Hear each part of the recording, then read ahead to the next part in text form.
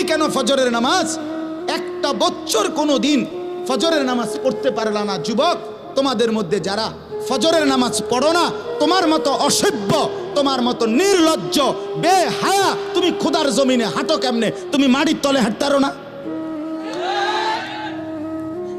তোমার মতো অসভ্য আর কোনো মানুষ হয়নি, বেহায়া কোথাকার। আল্লাহর রাসূল সাল্লাল্লাহু আলাইহি সাল্লাম বলেন, তাহাজ্জুদ নামাজ, হাদিসে আছে নবীজির জামানায় একবার সাহাবীরা বললেন একজন মুসলমানের ব্যাপারে, ইয়া রাসূলুল্লাহ, এই লোক সারা রাত ঘুমায় থাকে ফজর পর্যন্ত, কোনো দিন তাহাজ্জুদ পড়ে না। তাহাজ্জুদ মানে ফজর না, ফজরের আগের নামাজ। কথা বোঝেন নাই আপনারা? নবীজির সাথে সাথে মিশকাতে আমরা নিজে পড়ছি, আল্লাহ রাসূল বললেন, যালিকা রাজুলুন বালা শাইতানু ফি উদুনাইহি। নবী বলেন, তাহাজ্জুদ পড়ে না কখনোই, তাহলে তো এটা এমন একটা লোক যার দুই কানে শয়তান পেশাব করে দিছে। আছে কিনা? শয়তান মুত্তা দিছে তার কানে। তাহলে যেই যুবক, যেই মুসলমান ছেলে মেয়ে নারী পুরুষ একটা বছর 6টা মাস কোনোদিন ফজরের নামাজ পড়ে না, নবীজির সামনে যদি এই ডাকাইতের কথা বলতো তো কি বলতো? নবীর সামনে যদি বলে, ইয়া রাসূলুল্লাহ, আপনার উম্মতের এই ডাকাইতে 1 বছর কোনোদিন ফজরের নামাজ পড়ে না, তার ব্যাপারে আপনার মন্তব্য কি? তো রাসূল বলতেন, নবী শুনলে বলতেন, শয়তান তার পুরা শরীরে পায়খানা করে দিছে। হ্যাঁ, লজ্জা থাকলে হাসো না, মানুষের বাচ্চা যদি হও হাসো না। যদি মুসলমান মার ঘরে জন্ম নিয়ে থাকো, কেন সেজদা দিলা না? এই বেটা, কেন সেজদা দিবা না বেটা? নবীজি সাল্লাল্লাহু আলাইহি সাল্লামের স্পষ্ট হাদিস, ফজরের নামাজ যে পড়ে না, নবী বলেন, ওয়া ইল্লা আসবাহা খাবিসান নফস কাসলানান। নবী যে বলেন যে ফজরের নামাজ পড়ে না, শুনতেছেন সবাই? ওই শুনতেছেন আপনারা? রাসূল বলছে যে ফজরের নামাজ পড়ে না, সে খবিস, খবিস, খবিস, এটা খবিস বেটা, খবিস, এটা খাবিসান নফস কাসলানান, এটা অলস, অকর্মণ্য, অপদার্থ। এটা কোনো পদার্থ ফেলাস্টিক, এটা আকামলা। এজন্য দয়া করে জিন্দেগির কদর করেন, বলেন ইনশাআল্লাহ। আল্লাহ আমাদেরকে তৌফিক দান করেন। হিম্মত চাই, হিম্মত। বন্দেগীর জন্য হিম্মত দরকার, হিম্মত দরকার। আপনারা, আমরা মানুষ, আমরা মুসলমান। আজকে বাপ আমরা আগাইতে পারছি না আমাদের খামখেয়ালির কারণে। আজকে সারা পৃথিবী আমাদেরকে বিদ্রুপ করে, মুসলমানের বিরুদ্ধে ষড়যন্ত্র করে, মুসলমানের উপরে জুলুম অত্যাচার করে, মুসলমানের যুবককে নিয়ে আপনার মস্কারি খেলে, তামাশা করে, একবার দুষ্টামি কইরা এটা যেন পাগলের মতো বানায় ফেলছে। মুসলমানের যুবককে একবার বেঈমানে বলে চুল এদিক দিয়ে কাইটা ফালাই দে, হেতে লাখ লাখ যুবক ফেলে দিল। পরের মাসে বলল, বেঈমানে বলল যে এবার চুল এদিক দিয়া ফালা, এবার দিল এদিক দিয়া ফালাইয়া। পরের মাসে বলল চুল চারিদিক থেকে কাইটটা একদম সমান করে মাঝখান দিয়ে একটা পাখির বাসার মতো চুল রাখ। যুবক এটাও লাখ লাখ করলো। তাহলে তোমারে যে পাগলের মতো, ছাগলের মতো তোমারে ঘুরাইতেছে, তুমি আহাম্মক বোঝো না? তুমি বোঝো না? হ্যাঁ, তোমারে 3 বছরের ভিতরে কয়টা ফ্যান বদলাইল? আমার 42 বছরের ভিতরে লুঙ্গি বদলাইতে পারলো না। অসুবিধা কি? তোমারে কে এতবার ফ্যান বদলাইলো? একবার সিফা, একবার ডোলা, একবার মারু আপ প্যান্ট, একবার ফুল আপ প্যান্ট, একবার মাঝখান দিয়া সিরা, একবার পিছন দিয়া তুমি টাইন নাইডারে উড়াও, কাইডারে একবার রাবার দিয়ে এনে গলার লগে লাগাইলে কারণ বাচ্চাদের কি ফ্যান কয়? ওই যে একটা ফ্যান হাফ প্যান্ট আছে না, এটা গলা সহ লাগাইলা। ঘটনাটা কি বুঝা তো উচিত। আরে আমার লইয়া কেরম শুরু করলো? আমি তো প্রায় বলি, আমি যদি এই লোকটারে এখন বলি, এই ছেলেটারে যে তুমি একবার দাঁড়াও, দাঁড়াইলো, আবার বইলো, এবার একটু কাইতে হইলো, আবার এদিকে কাইতো যে ঠ্যাং দুটো আলগি দাও, দিল ঠ্যাং আলগি। এরপর হে কি কইবো আমার, কবিটা কি পাগল ধরে আনছে? কথা বলেন না, বলবে কি না? বলে আরে আরে এটা কি পাগল, এবার আমারও লইয়া কেরম শুরু করছে কি, একবার কয় ডাইন দিকে, একবার কয় বাম দিকে, একবার কয় ঠ্যাঙ্গাল কি দাও, বলবে কি না? বলেন না কেন? যেই কোনো মানুষ বলবে এটা যে আমারও লইয়া কে পাগলামি শুরু করলো।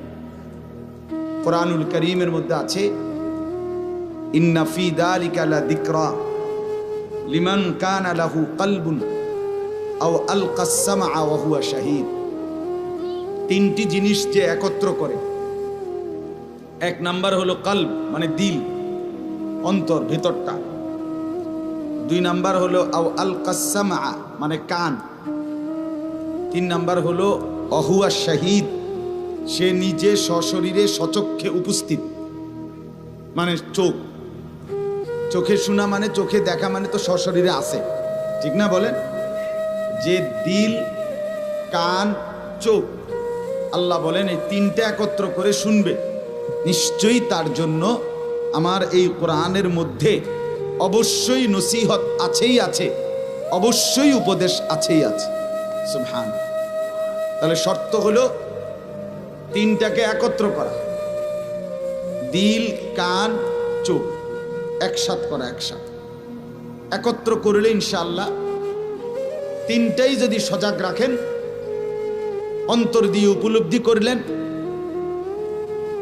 মনোযোগ দিয়ে কান দিয়ে শুনলেন, সচক্ষে দেখলেন, এই তিনটা মিলাইলে ইনশাআল্লাহ জিন্দেগি বদলাবে, আল্লাহর কোরআন থেকে পরিবর্তন আসবে, জীবনটা গঠন করার মানসিকতা আসবে। এজন্য দয়া করে প্রত্যেকেই মনোযোগী হন। কোরআনুল কারীমের মধ্যে বহুভাবে আল্লাহ তাআলা বলছেন বান্দা গাফিল হইও, গাফিল হইও। আমাদের প্রিয় নবী সাল্লাল্লাহু আলাইহি ওয়াসাল্লাম, যার একটি মিনিটও বেহুদা নষ্ট হয় নাই, দিবা নিশি 24 ঘন্টা যিনি কোনো না কোনো ফিকিরে থাকতেন, কোনো না কোনো টেনশনে চিন্তায় থাকতেন। হাদিসের মধ্যে আছে কানা রাসূলুল্লাহ সাল্লাল্লাহু আলাইহি ওয়াসাল্লাম মুতাওয়াসিল আল আহজান দাইমাল ফিক্র। সাহাবীরা বলেন তো রাসূলুল্লাহ সাল্লাল্লাহু আলাইহি ওয়াসাল্লাম, সাহাবায়ে কেরাম বলেন যে নবীজিকে সারাক্ষণ দেখলে মনে হইতো দুইটা অবস্থা, মুতাওয়াসিল আল আহজান ধারাবাহিকভাবে চিন্তিত, দাইমাল ফিক্র সারাক্ষণ কোনো না কোনো চিন্তা করতেছে। মানুষ, এটা আমরাও তো বলি, মানুষের চেহারা দেখলেই মানুষ বলে ভাই কোনো পেরেশানিতে আছেন, এই চেহারায় বুঝায়। ভাই কোনো চিন্তা, খুব কোনো গভীর চিন্তা করতেছেন, আপনি কেউ কোনো খুব বিপদে আছেন, চেহারা ফুটে ওঠে। সাহাবীরা বলতেন নবী সাল্লাল্লাহু আলাইহি ওয়াসাল্লামের চেহারা মোবারক দেখলেই মনে হইতো তিনি চিন্তিত, তিনি ভাবতেছেন কিছু না কিছু, কিছু না কিছু ভাবতেছেন। আর কি করা যায় উম্মতের জন্য, মানুষের জন্য, এই ছিল তার দিবারাত্রির ভাবনা। আরো কি করতে পারে? দাওয়াত ও তাবলীগের সারা বিশ্বব্যাপী মেহনতের বরকতের মূল কারণ এটা একটা। হযরত মাওলানা ইলিয়াস রাহমাতুল্লাহি আলাইহি, যার মেহনতে, যার ফিকিরে আল্লাহ তাআলা দাওয়াত ও তাবলীগের এই মেহনতকে সারা পৃথিবীতে আম করেছেন, ওনার জীবনীতে আছে উনি রাত্রিবেলাও ঘরের মধ্যে অস্থিরভাবে নিজের ঘরের ভিতরে পায়চারি করতেন, হাঁটাহাঁটি করতেন, এদিক থেকে ওইদিক, ওইদিক থেকে এদিক। ওনার বিবি বলতেন এতটা রাত, এরপরও আপনার অস্থিরতা কিসের? কি ভাবতেছেন আপনি? এমন করেন কা? তো তিনি বলতেন বিবিকে, শোনো, আমার হৃদয়ের ভিতরে যে অস্থিরতা, পেরেশানি, এই অস্থিরতা যদি তোমার হৃদয়েও তৈরি হতো, তাহলে বিনিদ্র রজনী, ঘুমহীন রাত একজনের বদলে আমাদের দুইজনেরই বিনিদ্র রজনী হয়ে যেত। আমরা দুইজনই রাত ঘুম ছাড়া কাটাইতাম। আমার হৃদয়ে অস্থিরতা, অন্তরের পেরেশানি আমাকে ঘুমাইতে দেয়। ইসলাহি নিসাব হাকিমুল উম্মত মুজাদ্দিদুল মিল্লাত হযরত মাওলানা শাহ আশরাফ আলী থানভী রহমাতুল্লাহ আলাইহির 11টি কিতাবের সমন্বয়ে একটা সংকলন আছে, ইসলাহি নিসাব নাম, বাংলা অনুবাদও হয়েছে এই নামেই, ইসলাহি নিসাব। ওটার শুরুতে আছে হাকিমুল উম্মত থানভী রহমাতুল্লাহ আলাইহি বলতেন, উম্মতের কথা যখন, মানুষের কথা আমার যখন মনে হয় তো অস্থিরতায় আমার ভোগ ক্ষুধা চলে যায় আর রাতের ঘুম হারাম হয়ে যায়। भूख उड़ जाती है, नींद खत्म हो जाती है और करवटे बदलते बदलते रात खत्म हो जाती है। এবং বিছানায় এপাশ ওপাশ করতে করতেই অস্থির ভাবে রাত শেষ হয়ে যায়। হায় কি হবে উম্মত। এজন্য বললাম ভাই ফিকির চাই। তো রাসূলুল্লাহ সাল্লাল্লাহু আলাইহি সাল্লাম এতটা ফিকিরমান থাকার পরেও আল্লাহ তাআলা সেই নবীকে পর্যন্ত বলতেছেন ওয়ালা তাকুম মিনাল গাফিলিন, বন্ধু আমার, নবী আমার, গাফেল হইয়েন না, গাফেলদের অন্তর্ভুক্ত হইয়েন না, গাফেলদের অন্তর্ভুক্ত হইয়েন না। অথচ উনি গাফেল হইছে কখন? কথা বলেন না। নবীজি গাফেল ছিলেন? আল্লাহ থেকে গাফেল ছিলেন? দিন প্রচার থেকে গাফেল ছিলেন?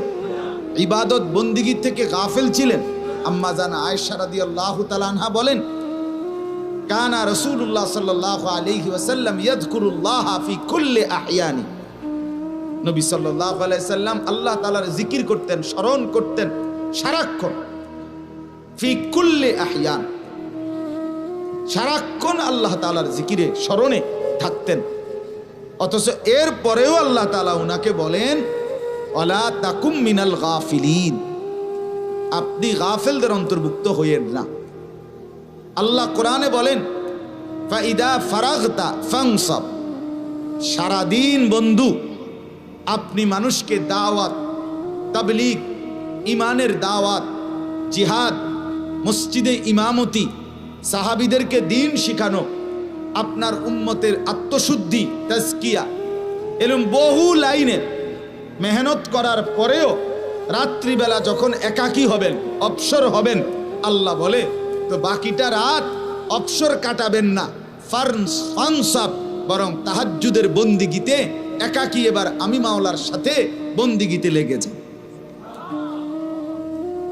এ কথা বলেন নাই সারাদিন আপনি পরিশ্রম করছেন, কত কাজ করছেন, কত দিকে কত ছুটাছুটি করছেন, এবার রাতটা পুরা ঘুমান। আল্লাহ বলে না বন্ধু, ফানসাব, রাত্রিবেলা আবার মেহনত করেন, আবার পরিশ্রম করেন। এবার যেন নবী জিজ্ঞেস করলো কি মেহনত করব? তা আল্লাহ তাআলা বলেন ইয়া আইয়ুহাল মুজাম্মিল কুমিল লাইলা ইল্লা কালিলা, কিছুটা অংশ বাদ দিয়ে বন্ধু আপনি রাত্রিবেলা জেগে থাকেন, জিকির করেন, তাহাজ্জুদ পড়েন, তেলাওয়াত করেন, দোয়া করেন, কান্নাকাটি করেন। সারাদিন লোকের মাঝে আপনি ছিলেন, আপনাকে বন্ধু মানুষের সাথে আমি দেখছি, তখনও ভালো লাগছে, আর এখন রাত গভীরে আপনাকে আমার একা দেখতে মন চায়, শুধু আমি দেখব আপনাকে, আপনি ভাববেন আমাকে। हम यहां से तुम वहां से दोनों जानिब से इशारा हुआ, এখান থেকে তিনি, আমি সেখান থেকে তিনি, দুই দিক থেকে ইশারা। রাত গভীরে হয়, রাত গভীরে তাহাজ্জুদের ওয়াক্তে বান্দা বলে আল্লাহ আমি আপনাকে ভালোবাসি, রব্বুল আলামিন বলে বান্দা আমিও তোকে ভালোবাসি, রাদিয়াতাম মারদিয়া, আমিও রাজি তুমিও রাজি। এজন্য রাসূলুল্লাহ সাল্লাল্লাহু আলাইহি সাল্লামকে আল্লাহ তাআলা সারাক্ষণ ব্যস্ততার মধ্যেই রাখছে, ব্যস্ততার ভিতরে নিজের থেকেই ব্যস্ত ছিলেন, তবু আরো ব্যস্ততার ভিতরে আল্লাহ উৎসাহিত করছে। ইন্না লাকা ফিন নাহারি সাবহান তাবিলা আযকুর ইসমা রাব্বি, আল্লাহ বলেন আমি দেখতেছি বন্ধু সারাটা দিন আপনার লম্বা পরিশ্রম, সাবহান তাবিলা, সারা দিনে আপনি খুব পরিশ্রম করেন, কত কত কাজ করেন মানুষের জন্য, কবি ইধার কবি উধার, কখনো এদিকে কখনো সেদিকে, কবি জমি পর কবি আরশ পর, কবি দর বদর, কখনো নিচে কখনো উপরে, কখনো দুয়ারে দুয়ারে আপনি কালেমার ফেরি করেন, ইমানের ফেরি করেন, আপনি আখিরাতের ফেরি করেন, কালেমার দাওয়াত দেন। তবুও আপনাকে বলতেছি, এত ব্যস্ততার ভিতর দিয়েও ওয়াযকুর ইসমা রাব্বিক, আপনি আপনার রবের জিকির, আল্লাহর নামের তাসবিহ এটা চালু রাখেন। তাহলে অবসর দিছে কখন? মোবাইল টিপ তো দিছে কখন? কথা বলেন না কেন? 1 থেকে 1.5 ঘন্টা লাগাইয়া বুটমুড়ি খাইতে দিছে কখন? বলেন। 10 মিনিট লাগাইয়া পান খাইবার টাইম দিছে কখন? কথা বলেন। লোকজন নিয়া চা বন বিড়ি আরে গপসপ মারনের টাইম দিছে কখন? এতগুলো কথা বলার অর্থ হলো, আমার প্রতিদিনকার বয়ানে আমি চেষ্টা করি এই কথাটা বলতে, যে আন্তরিকতা চাই, মনোযোগ চাই, আগ্রহ থাকা চাই, মানার মানসিকতা থাকা চাই, গ্রহণ করার ইচ্ছা থাকা চাই। খোদার কসম নইলে বদলাবে না।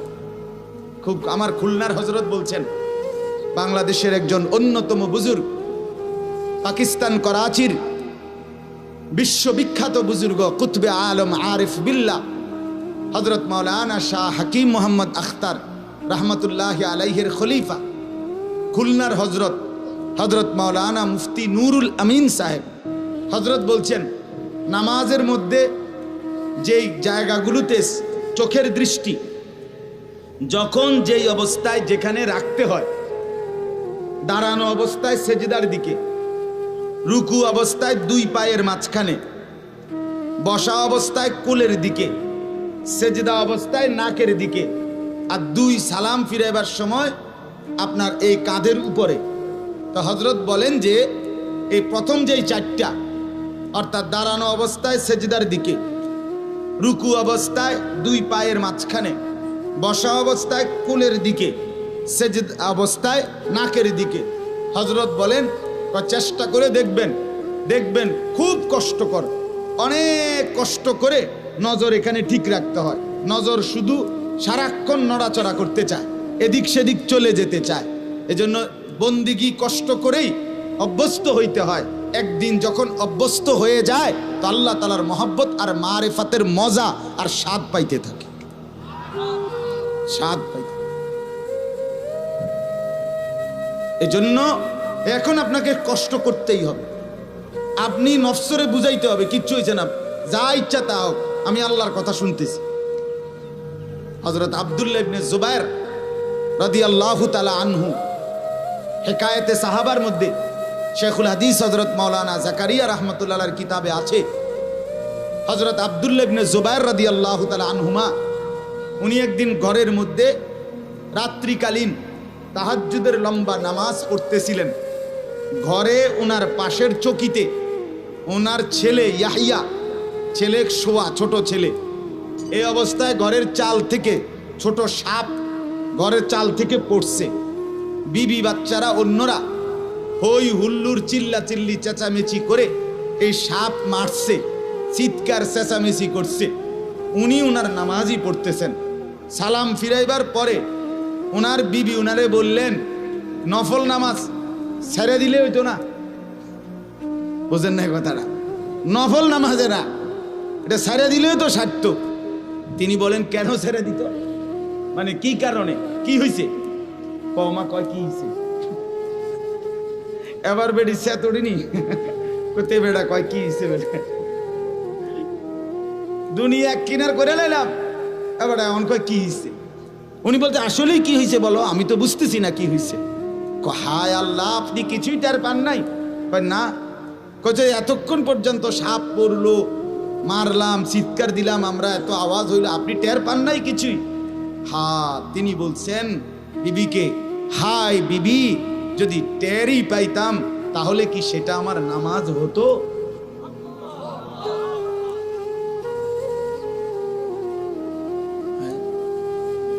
তাহলে কি সেটা আমার নামাজ হতো? এজন্য প্রিয় বন্ধু আমার, বাপ আমার, ভাই আমার, মুরব্বী বলি আর জওয়ান বলি, সবার কাছে বলি, বাপ, আল্লাহর কথা মনোযোগ দিয়ে শুনতে হয়, আগ্রহ নিয়ে শুনতে হয়, দিল ভরা মহব্বত নিয়ে শুনতে হয়, আন্তরিকতা নিয়ে শুনতে হয়। মানার মানসিকতা নিয়ে শুনতে হয়। খোদার কসম, এরকম দিল পাইলে আল্লাহ তাআলা নিজে আগাইয়া হেদায়েত দিয়ে দেন। ওয়াহদি ইলাইহি মান ইউনীব। আল্লাহ বলে আমার যে বান্দা আমার দিকে ঝুঁকে আসে, আমি রব্বুল আলামিন এগিয়ে হেদায়েত নিয়ে তাকে হেদায়েত দিয়ে দেই, হেদায়েত দিতে থাকি। আল্লাহ বলে বান্দা তুমি আসো, তুমি আসবা 1 বিঘত, আমি আসবো 1 হাত। তুমি আসবা 1 হাত, আমি আসবো 2 হাত। না না, আমার কিচ্ছু লাগবে না, এগুলো নেবে। তুমি আসবা হাঁটতে হাঁটতে, আমি রব্বুল আলামিন রহমত আর মাগফিরাত নিয়ে আসবো দৌড়তে দৌড়তে। তুমি যদি রাতে আসো, আমি রাতেই আসবো। তুমি যদি দিনে আসো, আমি দিনেই আসবো। In আতাইতানি লাইলান আতাইতুকা লাইলান, in আতাইতানি নাহারান আতাইতুকা নাহারান। আল্লাহ বলে বান্দা তুমি গুনাহ নিয়ে যদি মাফ চাইতে রাতে আসো, আমি মাগফিরাত নিয়ে তোমার কাছে রাতেই আসবো। তুমি গুনাহ নিয়ে যদি দিনের আলোতে আসো, আমি মাগফিরাত নিয়ে তোমার কাছে দিনের আলোতেই আসবো। ইয়া ইবনা আদম লাউ বালাগাত যুনুবুকা আনানাস সামা সুম্মা ইস্তাগফারতানি গফারতু লাকা ওয়ালা উবালি। আল্লাহ বলেন হাদিসে কুদসি, হে বনি আদম, যদি তুমি গুনাহ আসমান পর্যন্ত ছুঁয়ে যায়, অতঃপরও যদি আমার কাছে তওবা করো, ইস্তেগফার করো, 3 সিদ্ধান্ত দাও যে আল্লাহ গুনাহ ছেড়ে দিলাম, আল্লাহ আর করব না, ওয়াদা দিলাম, আল্লাহ আমি লজ্জিত, মাফ চাইলাম। আল্লাহ বলেন আসমান ছোঁয়া গুনাহ আমি কোনো পরোয়া না করে নগদ মাফ করে দেব। এখন মাফ, এখন অ্যাডভান্স, এখনই মাফ। চোখের পানি ঝরবে এদিকে, আমি রব্বুল আলামিন আমল নামা থেকে গুনার দফতর মুছে দেব তাৎক্ষণিক সাথে। লাউ আন্নাকা আতাইতানি বিকিরাবিল আরদি খাতায়া লা আতাইতুকা বিকিরাবিহা মাগফিরা সুম্মা ইস্তাগফারতানি লা তুশরিকু বি শাইআ লা আতাইতুকা বিকিরাবিহা মাগফিরা। আল্লাহ বলে বান্দা জমিনে বালু কণা যেই পরিমাণ, বালুর কণা, এই জমিনে পৃথিবীর মধ্যে বালুর কণা কয় লাখ হইব? 10 লাখ, 10 লাখ, 10 কোটি। আপনার 14 গোষ্ঠী কন্যা পারবো? কথা বলেন। তো আল্লাহ তাআলা বলেন বান্দা জমিনের বালুর কণা যেই পরিমাণ, তোমার গুনাহ যদি হয় সেই পরিমাণ, সেই গুনাহ নিয়েও যদি তুমি আমার কাছে আসো আর শিরিক মুক্ত ঈমান নিয়া, আমার সাথে আর কারো শিরিক করো নাই, শিরিক মুক্ত ঈমান নিয়ে যদি তওবা করো, 3 শর্ত তওবা। তওবা মানে 3 জিনিস। কয় জিনিস? আবার বলেন। 1 নাম্বার গুনাহ ছেড়ে দিলাম, বলেন। 2 নাম্বার আর করব না, ওয়াদা দিলাম। 3 নাম্বার লজ্জিত, আমি মাফ চাইলাম। এই 3টা হইতে হবে একসাথে। আল্লাহ বলেন এরকম তওবা যদি আমি পাই, আমি তো দিল জানি, আমি যেমন মুখের কথা বুঝি, আমি তোমার অন্তরের কথাও বুঝি। আল্লাহ বলেন সত্যিকারে এমন তওবা যদি হয়, তাহলে আমি আল্লাহ সমপরিমাণ মাগফিরাত নিয়ে তোমার কাছে আসব। হ্যাঁ, শর্ত হইল তওবা তওবার মতো হইতে হইব। ও বিড়ি খাইতে খাইতে আস্তাগফিরুল্লাহ, আমনের এই আস্তাগফিরুল্লাহর রূপে আস্তাগফিরুল্লাহ বোঝেন নাই? আমনের আস্তাগফিরুল্লাহর উর্ফে কি? আস্তাগফির মানে আমনে যে আস্তাগফিরুল্লাহ কইছেন এটার রূপে কইলাম আর আস্তাগফিরুল্লাহ। এই বিড়ি খাই না আস্তাগফিরুল্লাহ, মানে টেলিভিশনে বেডি চাইতে আছেন, টেলিভিশনে না চা দোকানে বসে আর মুখে আস্তাগফিরুল্লাহ আস্তাগ, কি তো ওইটি কি শুরু হলো? দেশটা কি শুরু হলো? মানে আমনে যেটি চাইতে আছেন এটি শুরু হয়েছে। আর এটারে কি বলে না? তওবা বলে। এটারে তো এটা ধোঁকা, ধোঁকা, ধোঁকা। ছেড়ে দেওয়ার কোনো মানসিকতাই নাই, গুনাহ ছাড়লো না, মানসিকতাও নাই, এমনি বলতেছে আস্তাগফিরুল্লাহ। এটা হবে না। তওবা হয় 3 জিনিসে। ছেড়ে দিলাম, আর করব না, ওয়াদা দিলাম, লজ্জিত, আমি মাফ চাইলাম। আল্লাহ বলেন এমন দিল ওয়ালা তওবা যদি আমি পাই, তো আমি 90 বছরের গুনাহগার পাপীকেও 1 নিমিষে মাফ করে দেব। আল্লাহ আমাদেরকে তৌফিক দান করেন, আল্লাহ আমাদেরকে বুঝ দান করেন। এজন্য বাপ আমার, বন্ধু আমার, আমি প্রতিদিন কিছুক্ষণ সময় ব্যয় করি এই কথার উপরে যে মনোযোগ চাই। আন্তরিকতা চাই। মসজিদে জুমার বয়ান হয়, মুরব্বীরা প্রথম কাতারে এই বাপ চাচা জেডারা, হুজুরের ওয়াজ শুরু, এবারে জুরানি শুরু। এই যে গেড়ি হালাইলো মানে গাঁট, এই যে জুরানি শুরু। এবার হুজুর যতক্ষণ ওয়াজ করে হাবড়া জুড়াই তত, এরপরে হুজুরের ওয়াজ শেষ, ওনার জুরানি শেষ। এখন যদি উনারে জিগান চাচা আজ জুড়াইতেন না, তখন উনি বলবো আমি তো জুড়াইলাম হইলে, কিন্তু হুজুরকে ওয়াজ বন্ধ করলো, তো হুজুরের দোষ। হুজুরের কোন আরো ওয়াজ করতো, তাহলে আমার জুরানিও দেখেন। আজীব মানুষ, আজীব মানুষ। এমনি আসলে, এমনি শুনলে কিয়ামত পর্যন্ত পরিবর্তন হবে, দিল বদলাবে না। ছেলেরা মসজিদের পিছন দিক দিয়ে বসে এই ঠেলা ঠেলি, ধাক্কা ধাক্কি, খুসাখুসি, কেউ শার্ট ধরে টান দেয়, কেউ টুপি ধরে টান দেয়, কেউ প্যান্ট ধরে টান দেয়, কেউ মোবাইল টিপে, কেউ হাসি মজাক ফালত্রামি। এই ফালতু কাজ করলে, এভাবে যদি সে 50 বছরও মসজিদে আসে যায়, তার জিন্দিগির কোনো পরিবর্তন হয় না বাপ। এজন্য আজকে আমি সবসময় বলি, বাস্তবিক অর্থে যথাযথ আন্তরিকতার মনোযোগ থাকলে, আগ্রহ থাকলে, মানার মানসিকতা থাকলে, খোদার কসম আমাদের মসজিদগুলোতে প্রত্যেক জুমার নামাজে ইমাম সাহেব এবং খতিব সাহেবরা যেই বয়ান করে উম্মতের হেদায়েতের জন্য, এই বয়ানই, জুমার বয়ানই যথেষ্ট। কিন্তু সত্যিকার সমস্যা কোথায়? মানসিকতা নাই, দিলের মধ্যে অনুভূতি নাই, মানার কোনো প্রেরণাই নাই। আমরার হুজুর, আমরার ইমাম সাহেব, আর এবার আর কিতা করবো, এবার কিতা করবো, আপনার ইমাম সাহেব হয়েছে দেখতে আমরা পৌঁছে গেছে। এটা একটা অসভ্য কথা না? বলেন না কেন? এটা কেমন কথা বললেন? আমরার ইমাম সাহেব অনেক সময় মাহফিলে বহুত পর আফসোস লাগে, ও বলে যে হুজুর আসরের পরে কেউ ওয়াজ করবো, আমরার ইমাম সাহেব হেরা টুকটাক কিছু কথা টথা কইব, মানে এটাকে যেভাবে বর্ণনা করে, মানে এটা ফালতু। এটা কোনো ইনসাফ হইল? কথা বলেন, এটা ইনসাফ হইল? আল্লাহর কথা যে বলে, যখন বলে, এলাকার হোক আর চাঁদের দেশের হোক আর মঙ্গল গ্রহের হোক, খোদার কসম আল্লাহর কথা যে বলে সেই দামি, সেই সম্মানী, তারটাই মূল্যবান।